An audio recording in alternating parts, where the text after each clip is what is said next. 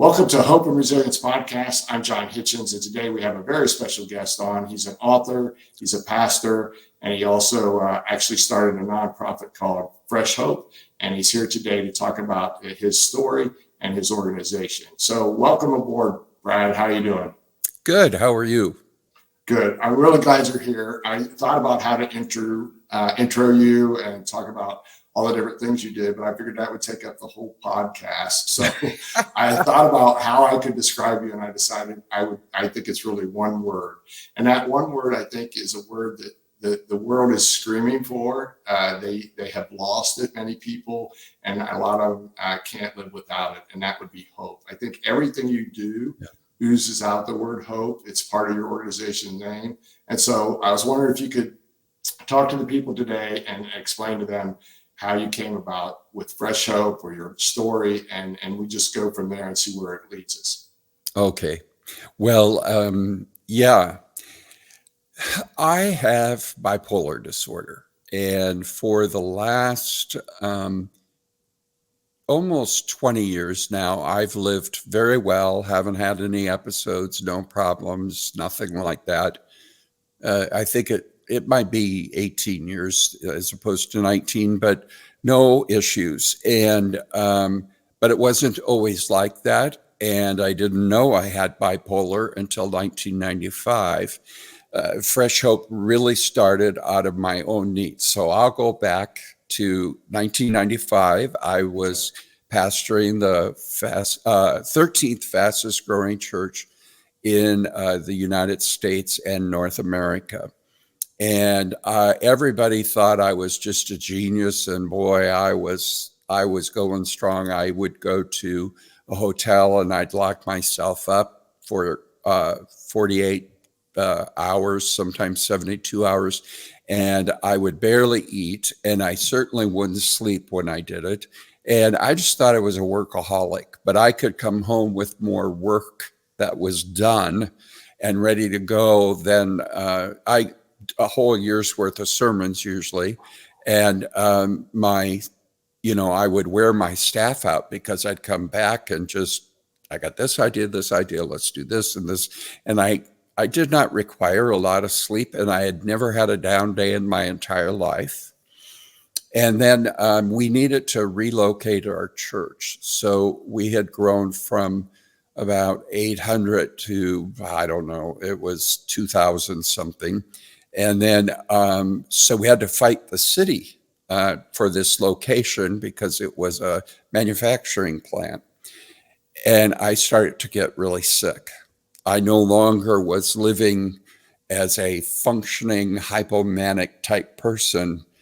I became truly manic, and it was over a time, but it was about, a good maybe a year and a half where I was really not well. What was your age at that time? I was 37, and that's pretty late. Yeah, that's unusual. Yeah, my father had bipolar disorder or manic depression. That's what they called it back then. And he was always depressed. I didn't know. Nobody told me, and we really didn't talk about his diagnosis, that it was in fact hereditary or could be. And plus he had been depressed. So I never was depressed. So I just figured I was kind of a workaholic. I enjoyed everything. I was very, gung-ho on anything I did and blah, blah, blah. And in the process of fighting the city, I was having to do a whole bunch of stuff. I was on the news. We had to hire attorneys to work for us. I had to go talk to all the city council members. It was just extremely stressful, and I was not doing well. And as that started, I started doing all kinds of crazy things. Like one of my favorite things that I recall doing was going out to these country roads where there were steep and big hills and gravel roads. And I would go at nighttime when it was dark out, and I would turn my car lights out and go as fast as I could on them. And sometimes I would open my car door and stick my foot out. If I heard about a murder in the city, and I was out driving around, I did a lot of driving at nighttime, just ruminating and fuming and whatever. Today, I know that I probably did things that I used shame really to manage my mood, because I would say, you're a pastor, shame on you, or, whatever. And, and I was crying out, Lord, help me, help me, help me, help me. Something's wrong. My wife asked for help. I talked to my associate pastor, and everybody was kind of afraid to do anything, because we relocated, and we grew by another 1,000 people in 1 week. And nobody wanted to really deal with it, because I needed time. I needed to be away. I needed to figure out what's going on. And they didn't know, no one knew.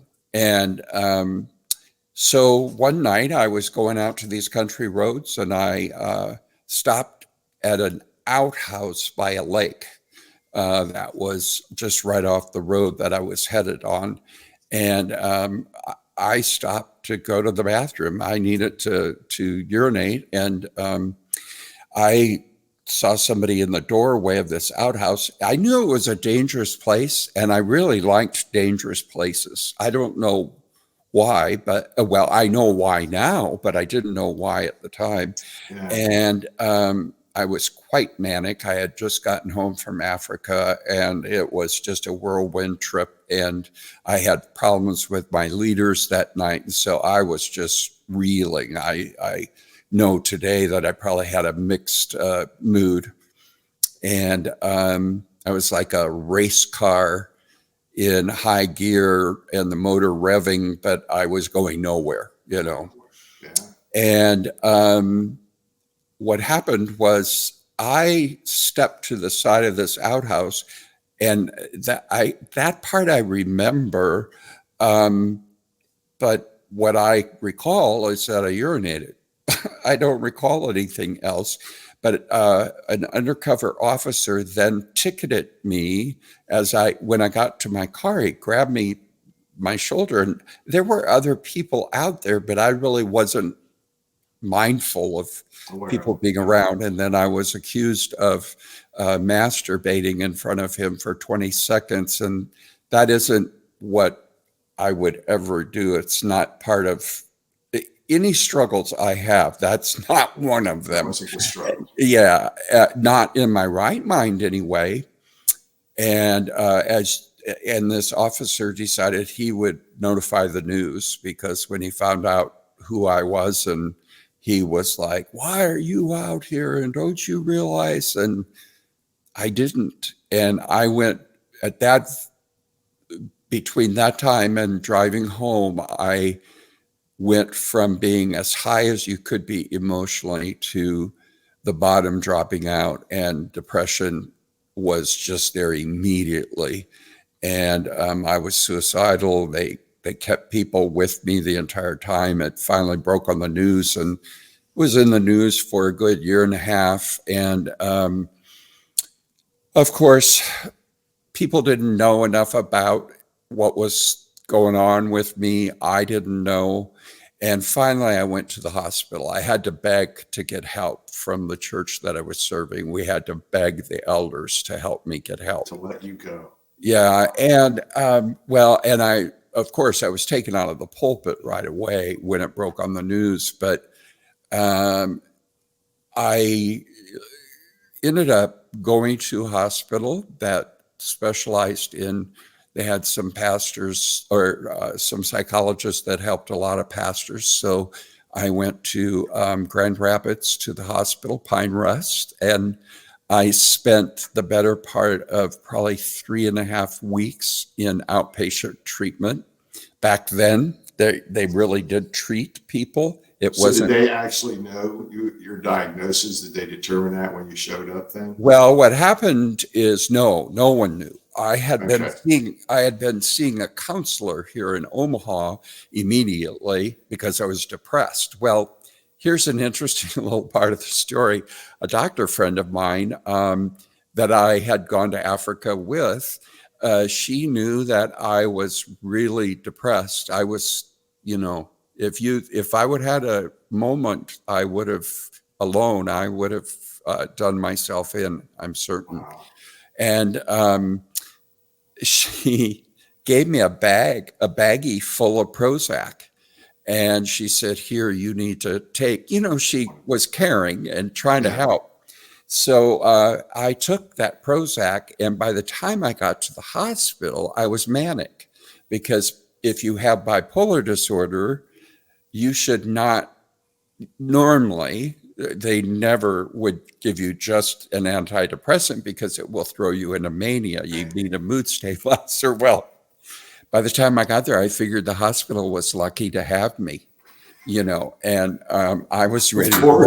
I was ready to run the place, and I was sure they'd want me to stay and others and offer you a job. Grandiose, just grandiose. And I couldn't even finish the personality stuff they were giving me and everything.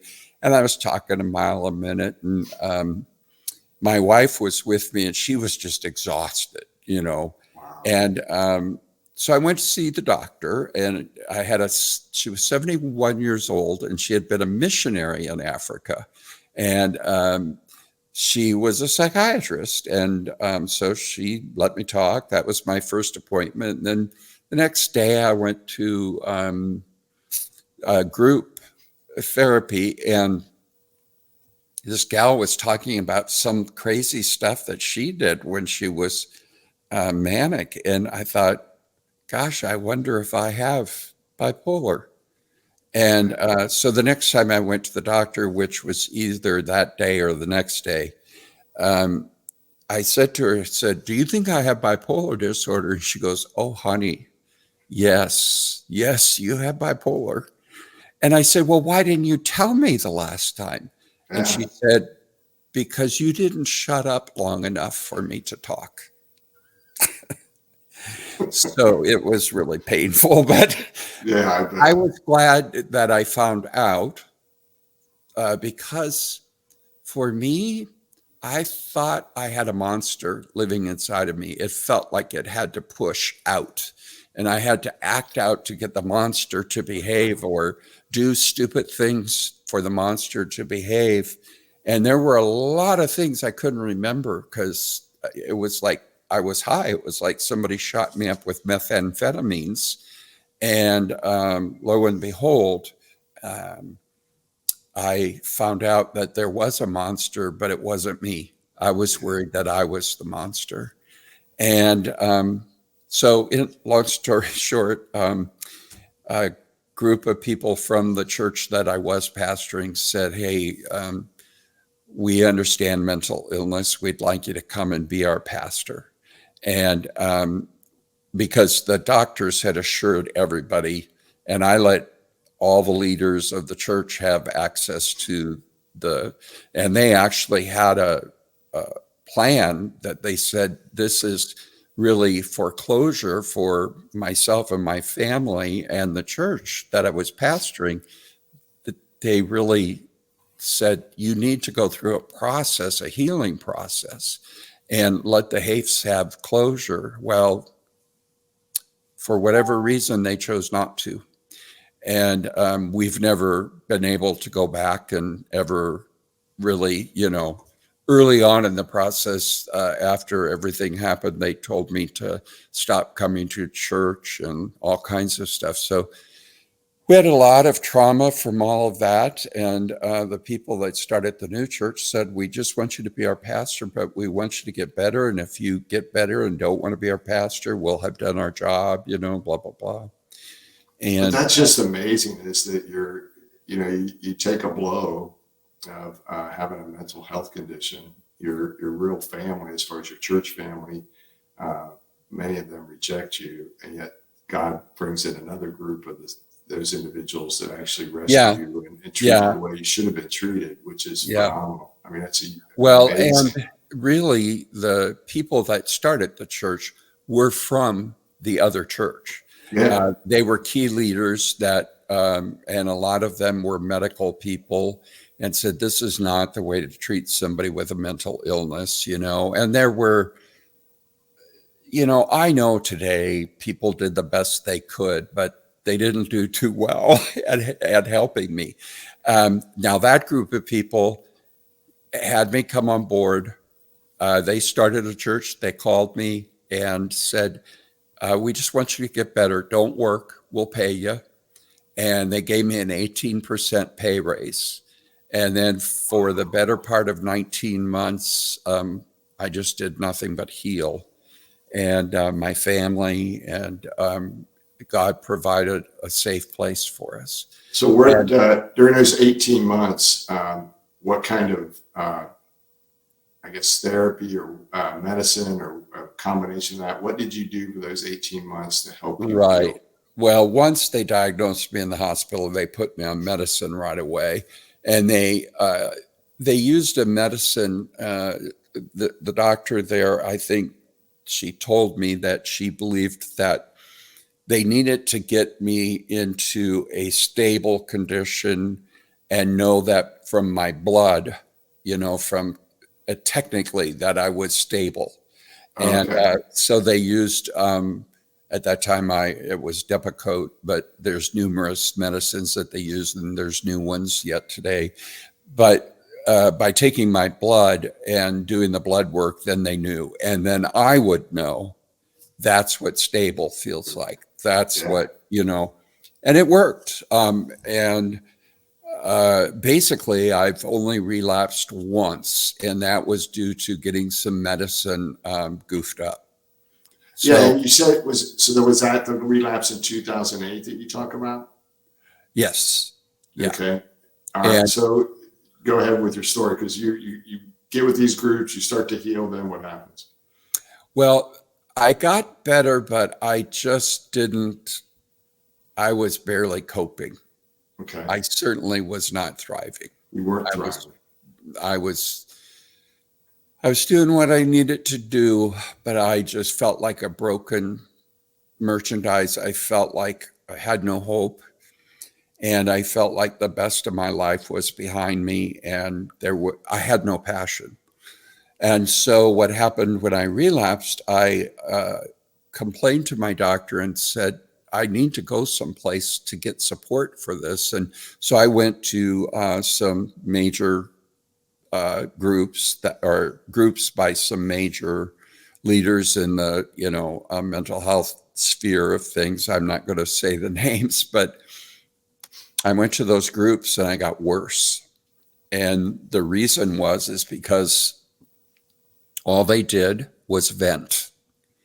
And when people just go to a group and all they do is vent about how terrible things are, I know today, there's research that actually makes people sicker. And it isn't that people don't need to vent. You do need to vent, but you need a game plan. You need a way to move forward. Hopelessness is when you don't see a way forward, and hope is when you see a way forward. So then I really started complaining to the doctor, saying, these groups are just terrible and blah, blah, blah. And finally he said, why don't you start a group? I'll help you if you need help. By the way, I've had the same doctor since 1996. And he told me when he retires, he'll still continue to see me if, in fact, he retires.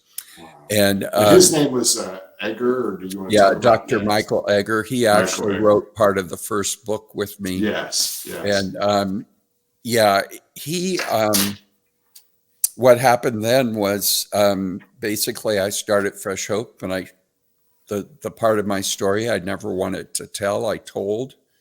And my passion light came back on. It was like all of a sudden I had been repurposed. And I keep that monster inside, chained up. He is in the basement of my house, so to speak. And I don't feed him. I don't give him water. And every now and then he'll grumble or growl a little bit, and I'll just ignore it. And but every day I do what I need to do in order to keep that monster chained up. And I'm living well. I mean, it is quite possible to have a mental health diagnosis and go through hell and, have it nearly wreck your life permanently. And I can honestly say my life's never been better. Yeah, you talk about that in some of your works and even on your website about it isn't about coping with your diagnosis, it's about thriving. And that's why you basically started Fresh Hope. So let's talk about that, how it got started, what you do in Fresh Hope, and then I'd like to get into not only that, but coaching, how to start a group and all that stuff, so we can let people know that what you have out there is available for everybody. So talk to me a little bit about your, your philosophy in Fresh Hope and what you do and what your thoughts are on your organization. Well, the overall philosophy is quite simple. We take hope. There's 25 years of clinical research on how hope works. And it's very simple, but hope works a certain way. Clinically, they know that from this research. I got to meet one of the doctors who did 14 years of that 25 years of research. We got to know each other. And then we have infused faith into that hope. And so we go from kind of having a positive mindset, hopeful mindset, to having sure and certain hope, because God promises to take everything and make it work for our good. Yeah. And so Fresh Hope was the first one that was faith-based. We were the first ones out there. And we are the only ones worldwide today that do that. This is all done by peers. It's people that have lived experience. No doctor, no loved one wrote our stuff. It comes from people who've been there. I think that is really critical. I mean, doctors and stuff are great, but I tell you what, it's kind of like, I flew airplanes. It's kind of like a guy that reads about flying an airplane versus talking to the pilot how to fly an airplane. So this resonates big with me, is that I think lived experiences many times put down as not important, but I think it's critical, because if you've lived through it and made it through it, I want to know how you did that and what you did. Yes, and here's the deal. Medically, we need the doctors, and yes, we need the medicine, and we need therapists. They help, but that's the medical side. And on the flip side is the how do we then live? And if you only have the medical part, you actually end up with learned helplessness, because you think you can't without your doctor and without your therapist, and yet they can't hold your hand 24/7. And AA has known this for years. AA has known that people who have lived it can help other people who are living it. Their peer support stuff is phenomenal. I know numerous people that went through that program with a peer support guy or girl, and it's just amazing what the success that they have with that. So our whole thing, our groups that started, have both loved ones as well as the person with the diagnosis. Now, we have all kinds of things that people can use in their groups. We have videos, like a 12-week series. We have a series for this or that or whatever. We have podcasts that they can use. We have blogs that they can use in their groups. And unlike other mental health ministries that have like an 18-week course or a 9-week course, and that's what I would consider them, their short-term intervention things, that is not how people get better. If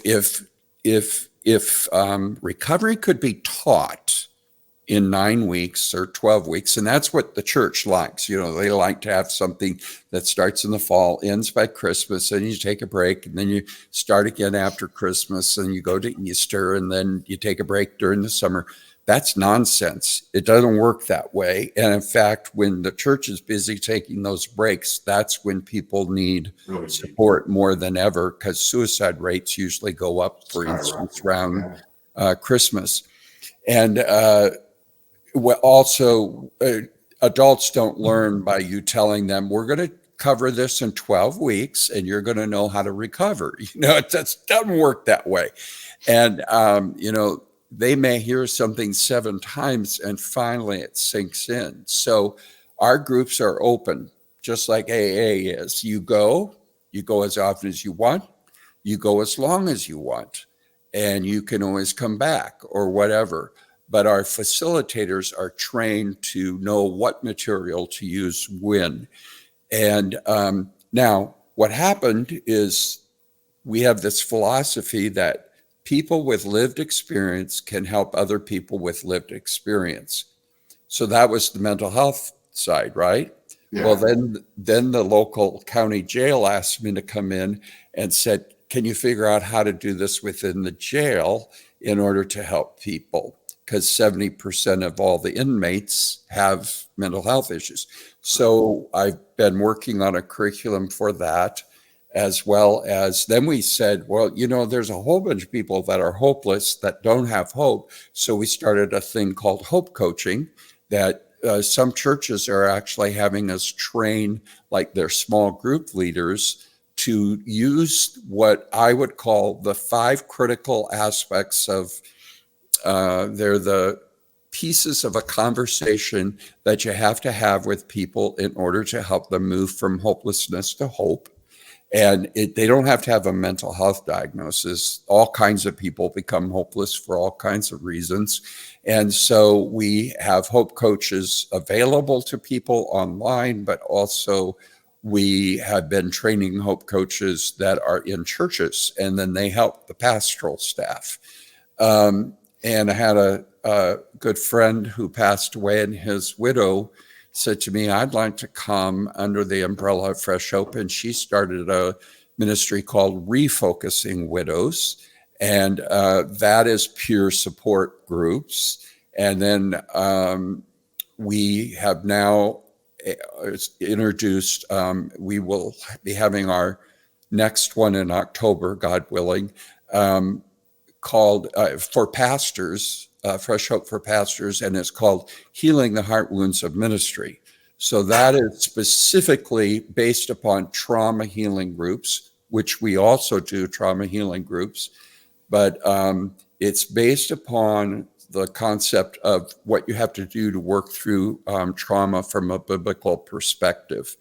And you covered several things there. Obviously, pastors, with the rate that we're losing pastors in churches, obviously that thing is phenomenal. We're going to need that desperately. But I'd like to go back. You talked about bringing in the caregivers and the people that suffer together. And to me, again, some of the stuff I've read, that's unusual, because when I talk to the sufferers, they go, no, I want to complain about my caregiver, or the caregiver goes, I want to complain about the sufferer. So why do you do that as far as bringing them together? For a couple of reasons. One, I felt like when we attended some of these groups, I felt like if my wife went to her group and then I went to my group, that it would be like, oh, they probably are thinking, oh, all the sick people are together, and it's like, intuitively, I knew as a pastor that anytime there's a family disease, if you will, if somebody in the family has a disease, it affects everybody. And I knew I had had enough training in Alcoholics Anonymous to know that that many times those who love the alcoholic are actually sicker than the alcoholic. And so I just knew that, the loved ones had as much in this as the people who have a diagnosis, and we could all learn from each other. And those honest conversations that people need to have that they don't want to have in front of other people, we provide opportunities in our meetings to do that. But we also say to them, learn to have the hard conversations. People get better when you don't keep secrets and you don't, I've talked to a lot of caregivers that felt that they almost got, if not as bad, like you said, worse than the individual, because they get worn down, they don't take care of themselves, they're constantly giving out, and so they can get to where they adopt and are right there with the individual, or maybe even worse. So I think that's a great, and you don't see that a lot. You really don't, because of what I said, that a lot of people don't want to have that interaction, but Yeah, they said, don't. They don't really want to deal with it. And there's times where, for instance, we've had, and we never require that if you have a diagnosis, you have to bring your loved one, or if you're a loved one and you come and you don't have the person that you love who has a diagnosis, we don't say any of that. Anybody can come. You have a diagnosis or you don't, and the person that, or we've had where parents have come and they're brokenhearted because their young adult male son is smoking pot. He has bipolar disorder, won't take his medicine, and pot has the ability to make you psychotic when you have mental health issues. And he's just getting worse and worse. And we have the young woman who's sitting there with her mom, who was a methamphetamine addict, telling these parents what her mom did that helped her get better. So, you have this cross-pollination of something remarkable that can only happen when you have a group of people like that together. Yeah, we've done some NAMI groups to where just once you get to know each other, it's just, you mold into just an amazing group of people. And that's why we think community, and the thing that we're doing with our platform, is so critical, is that we believe you get injured in community, but that's also the place where you need to get healed and grow and work together, because you get to share each other's talents and experiences that you talked about, but you also get to carry each other's burdens and help each other along with the company. I would say that the key is that support groups work, but not all support groups are healthy. Okay. And so there's actually, for instance, that's why in Fresh Hope we have tenets. We have 7 tenets that the philosophy centers around those. And there's a movement in that. So in other words, if somebody comes and every week they just puke up about how awful it is, and nobody understands, and they have no family, and blah, blah, blah. Well, we love them enough to not allow them to tarry at that spot or wallow at that spot, because that kind of ruminating is going to make it worse. And so, we'll tell them, it's really important to talk. It's really important to get this out. But what are you going to do about it? Because you can do some things about it. And I think people get empowered then. Your tenets are awesome. We have a creed, and we have 12 Bible verses and explanations of them, but I love what yours is. Your 7 tenets are both for the caregiver and the sufferer. You have a side of each one of them with that same tenet, and allows it again for them to fuse on the same idea or same thought that they're struggling with, and put it together and move forward together, which I think is a phenomenal idea that you've done. So you have your tenets. You also talk about, one thing I really want to hit on is that, at least in the coaching I saw that, or I received, talked about listening. Can you talk to me about listening and a hope coach, and how that coach helps those individuals get through? And you said not just mental health. There's a lot of things that people lose hope over. Yeah. So this can be used anywhere. So can you talk about listening? And for instance, small group leaders in a church, the Bible study leaders and the Sunday school teachers, and anybody that, the youth counselors are all trained as hope coaches in some churches that are taking advantage of this. And basically what we do is just teach people how to have a conversation, a caring conversation with people, maybe in a couple of settings, but it's not extensive. It's not, that will help the person that is the hope seeker to learn how to go from hopelessness to hope. And part of it is that people have to be heard. And so we teach people to ask questions that we learned in trauma healing, which is done by the American Bible Society.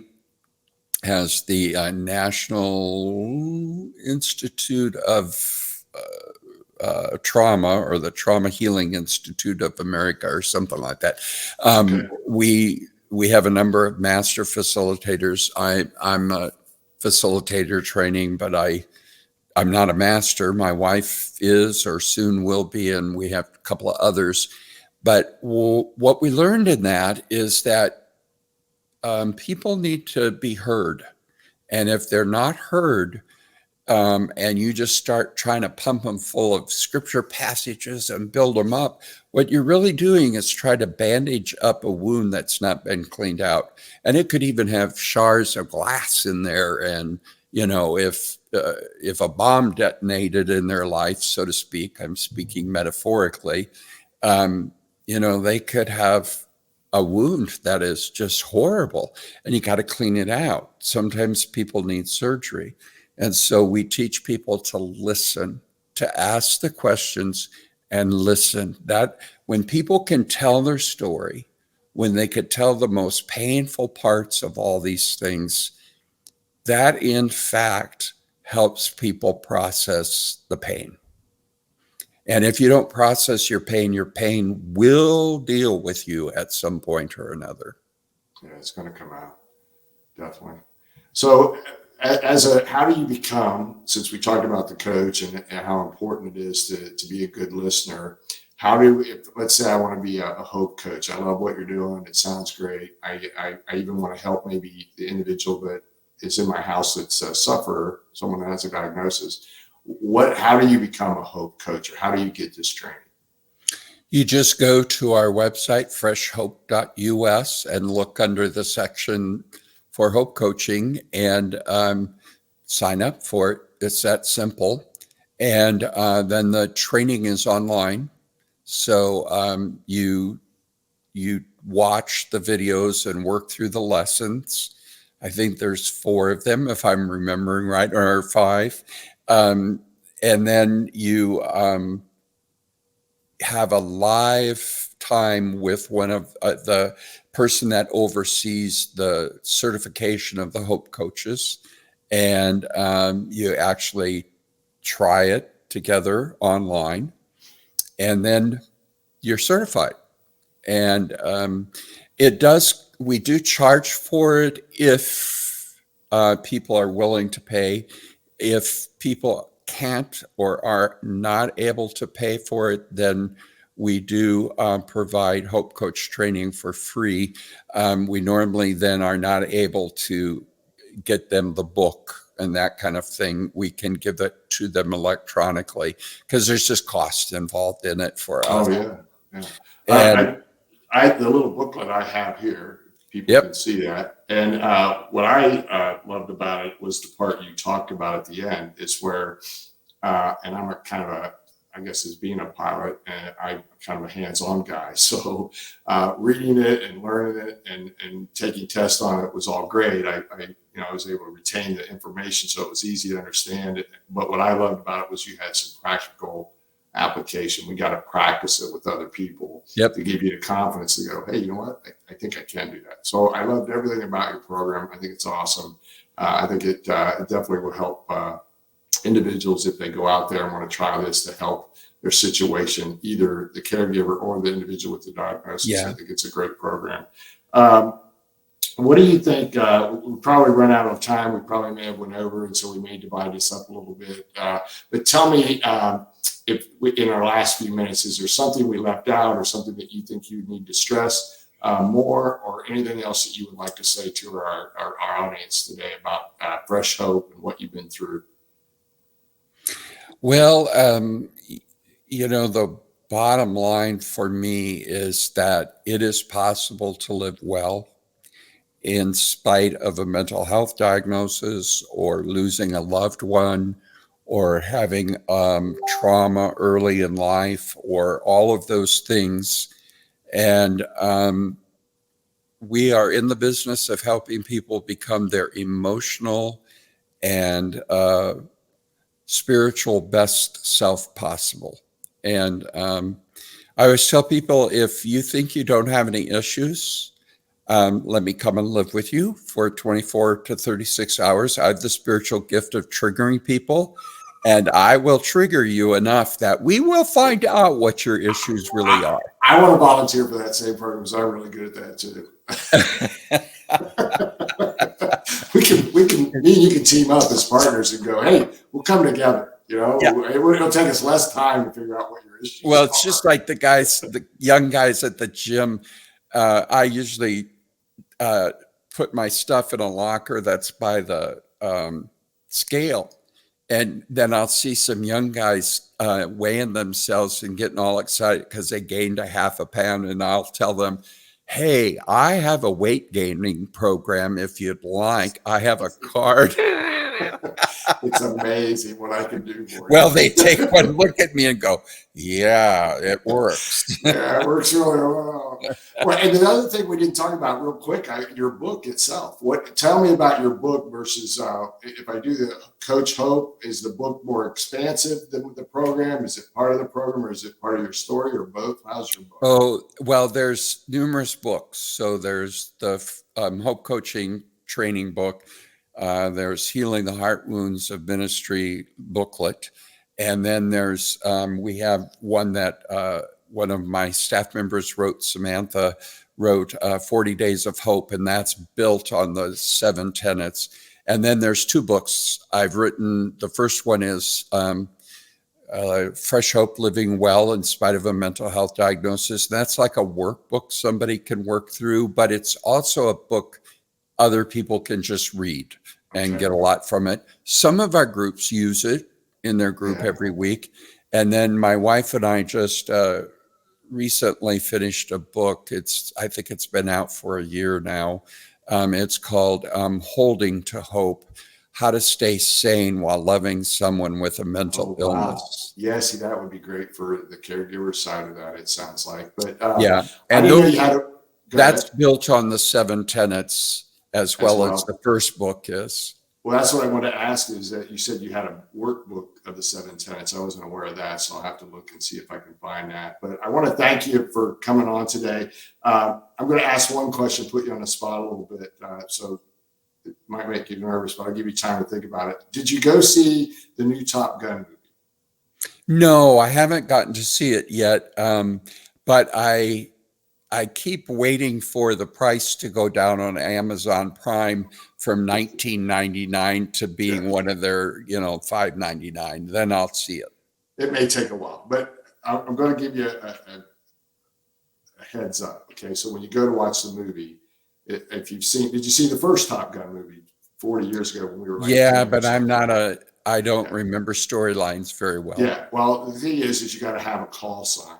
Okay, like there's Maverick and Goose and all these different call signs. So to be really cool, you got to have a call sign. Like when I was flying, I had a call sign. So I wanted to see today if you could pick your call sign that we could announce to the world. So you only have a few minutes here to think about it while I'm talking. What is a call sign? Is like my call sign is Hitch.